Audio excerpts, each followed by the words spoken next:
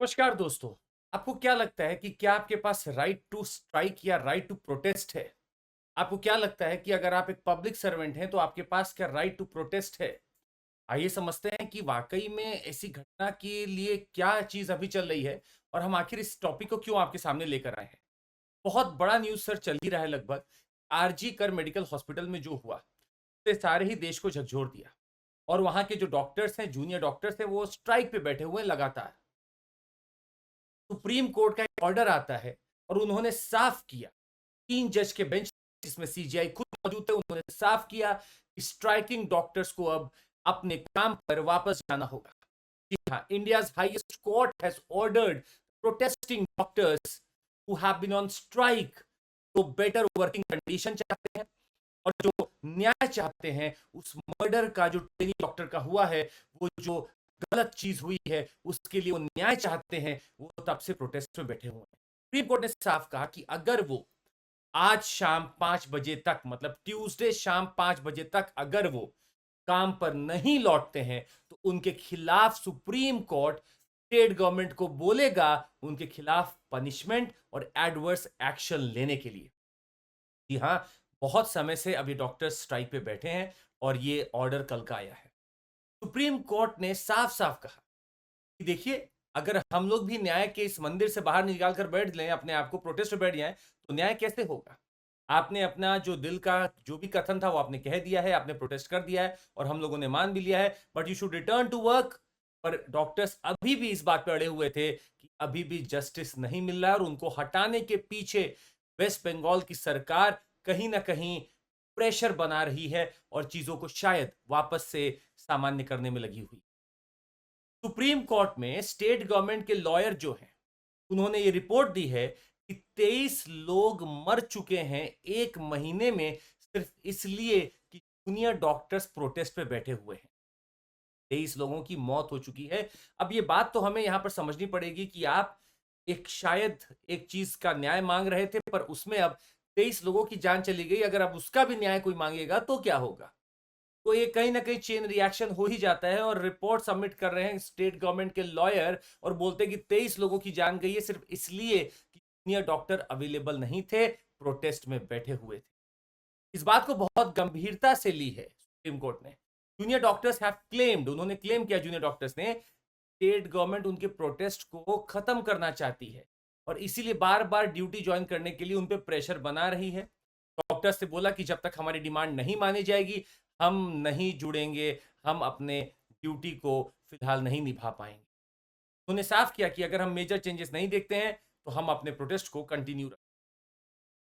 एक नई खबर यह भी आ रही थी, protest can not be at the cost of duty. Supreme court का एक ओपिनियन यह भी था कि at the cost of duty you can not keep on protesting.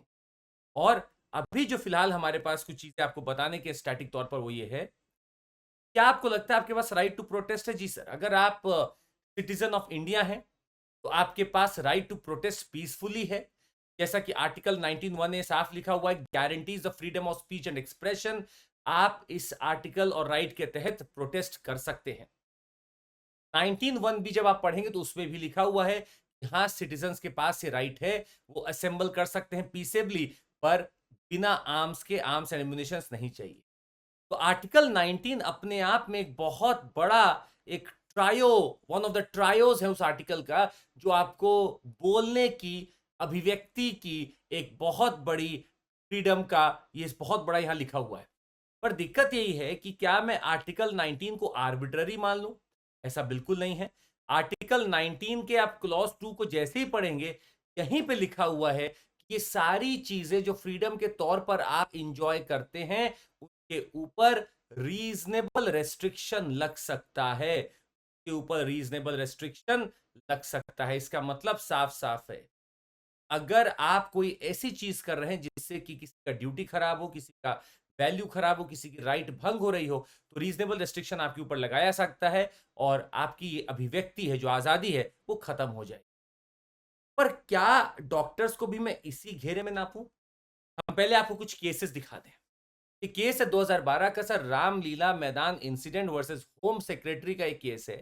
यहां पे सुप्रीम कोर्ट ने साफ कहा, citizens have a fundamental right ये सिटीजन्स का मूलभूत अधिकार है कि वो जुड़ें, एक जगह बैठें, पीसफुल प्रोटेस्ट करें, which can not be taken away by N arbitrary executive और लेजिस्लेटिव एक्शन। बोला आप अपने एग्जीक्यूटिव और लेजिस्लेटिव एक्शन से इसको वंचित इन लोगों को नहीं रख सकते।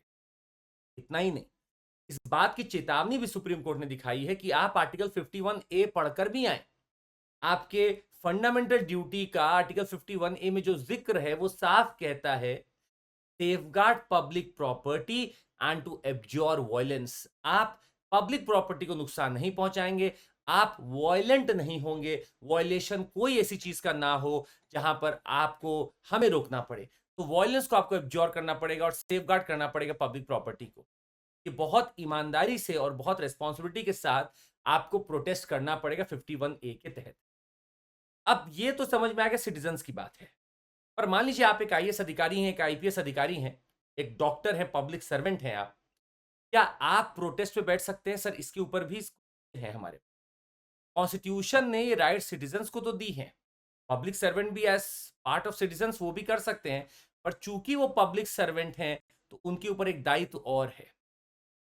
The state regulates their personal conduct and private relationship with which tend to affect their integrity, reputation, confidence and the dignity of the public office।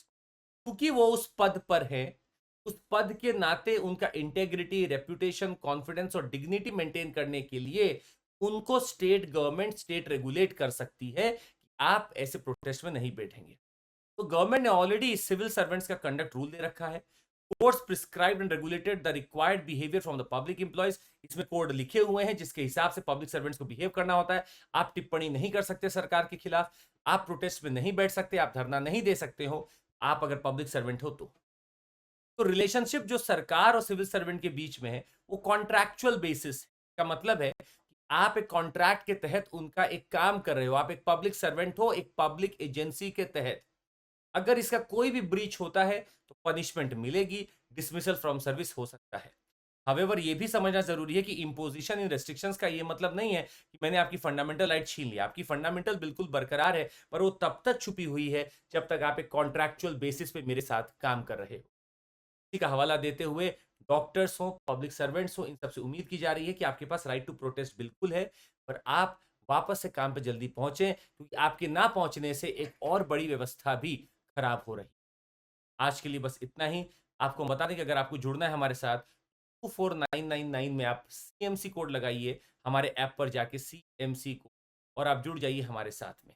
आपको मिलेगा पूरा का पूरा कोर्स हमारा, जिसमें CSAT टेस्ट सब कुछ आप। साथ ही में हमारा लर्निंग फेस्टिवल स्पेशल क्लास का चल रहा है। 11 सितंबर को कुछ क्लासेस होंगी, आप अटेंड कर सकते हैं। और हमारा ज्योग्राफी ऑप्शनल का जियो म्यूजिक का कोर्स भी चल रहा है, जिसको आप अटेंड कर सकते हैं। मिशन बैच हमारा 2025 का चालू है 7 सितंबर से, और हमारे 3 बैच, एक इंग्लिश में है, 2 इंग्लिश में, एक 27 के लिए, एक 25 से ऑलरेडी चालू हो चुके हैं। आपको बस लगाना है CMC कोड और आपको जुड़ जाना है हमारे साथ इस यात्रा पे, और आपका अच्छा होगा। That would be all from my side. Thank you so much, take care, जय हिंद, आपका दिन शुभ।